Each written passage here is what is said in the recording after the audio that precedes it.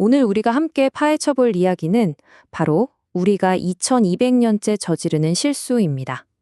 좀 거창하게 들리나요? 근데요, 이 아주 오래된 이야기 속에서 놀랍게도 바로 지금 우리의 모습을 발견하게 되실 거예요.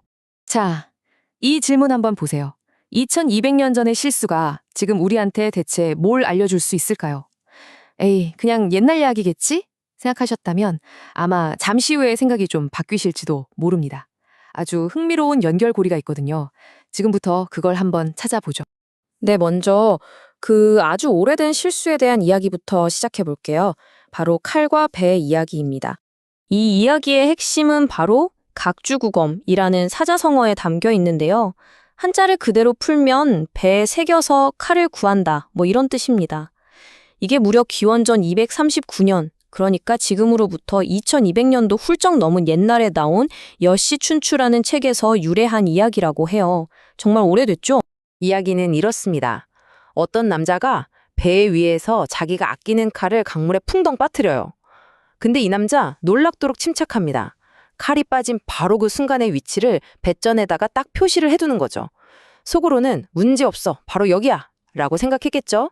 그리고 마침내 배가 육지에 닿자마자 자기가 표시해둔 바로 그 지점 아래로 뛰어듭니다.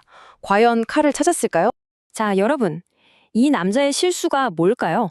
어떻게 보면 너무 뻔해서 좀 어리석어 보이기까지 하잖아요?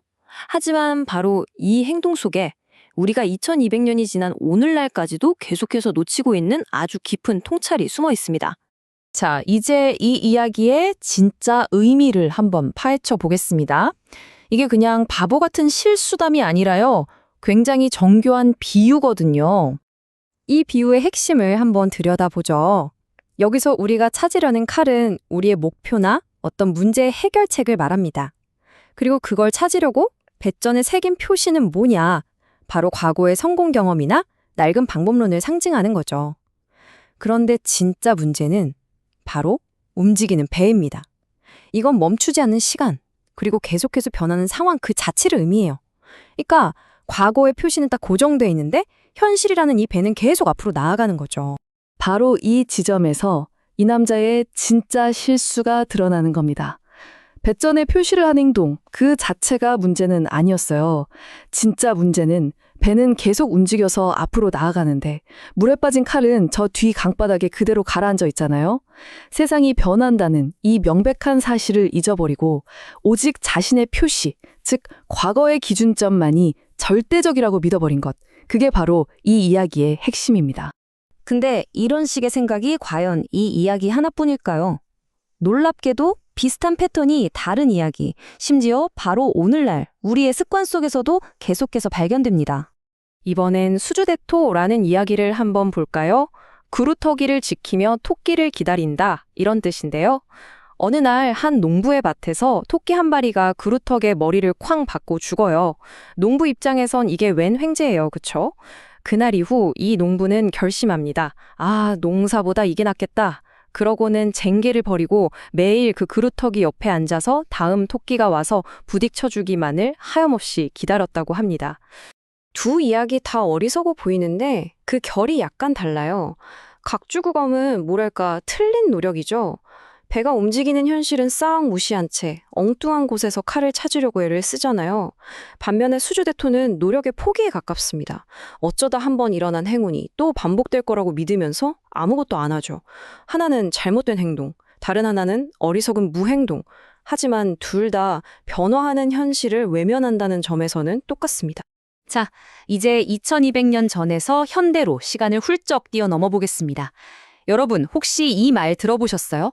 라떼 이제 홀스. 라떼는 말이야를 재치 있게 빗은 신조어 라떼 이즈 홀스. 다들 아시죠? 이게 바로 과거 자신의 경험, 즉 내 배에 새겨준 그 표시만이 유일한 정답이라고 철석같이 믿으면서 현재를 재단하려는 태도를 꼬집는 말이잖아요. 라떼는 말이야. 바로 이 한마디가 21세기 버전의 각주구검인 셈이죠. 그렇다면 우리는 왜 이렇게 낡은 생각, 과거의 표시에 집착하는 걸까요? 그 심리를 한번 들여다보겠습니다. 과연 이게 굳건한 신념일까요? 아니면 그냥 고집일까요? 신념하고 고집은 시작부터가 다릅니다. 진짜 신념은 유연해요. 새로운 정보가 들어오면 그걸 가지고 대화하고 더 나은 생각으로 발전할 수 있죠. 그래서 결국 성장으로 이어집니다. 반면에 고집은 변화에 대한 두려움에서 시작돼요. 그래서 대화를 막아버리고 자기 생각 안에 스스로를 가두죠. 그 끝은 결국 정체, 그리고 고립일 뿐입니다. 자, 이제 스스로에게 한번 질문을 던져볼 시간입니다. 여러분이 굳게 믿고 있는 그것, 그 확신은 변화에 열려있는 신념인가요? 아니면 변화를 거부하는 고집인가요? 자, 그럼 우리는 어떻게 해야 할까요? 이 끊임없이 변화하는 흐름 속에서 길을 잃지 않고 제대로 항해하려면 말이죠. 오늘의 핵심 메시지를 마지막으로 한번 정리해 보겠습니다. 우리 마음속에는 늘 배전에 새겨놓은 낡은 표시가 하나씩 있습니다. 바로 나 때는 말이야 라는 생각이죠. 하지만 세상이라는 배는 멈추지 않고 계속 우리에게 묻습니다. 그래, 당신의 그때는 알겠어. 그런데 지금은 어때? 바로 이 질문에 답하는 것에서부터 모든 변화가 시작되는 겁니다. 이게 바로 오늘 이야기의 핵심입니다. 우리가 집중해야 할 것은 과거에 내가 새겨놓은 마음속의 그 표시가 아니에요. 바로 지금 이 순간에도 움직이고 있는 배, 즉 세상의 변화와 흐름, 그 자체에 주목해야 한다는 겁니다. 어떻게 보면 너무나 당연한 말 같지만 우리가 매일같이 잊고 사는 진실이 바로 이거 아닐까요? 어제의 배전에 새긴 표시로는 결코 오늘의 칼을 찾을 수 없다는 것. 배는 지금 이 순간에도 계속해서 앞으로 나아가고 있습니다. 자, 마지막 질문을 던집니다. 당신은 배전에 새겨둔 낡은 표시에 시선을 고정하고 있습니까? 아니면 배가 나아가는 방향, 즉 변화의 흐름을 똑바로 바라보고 있습니까?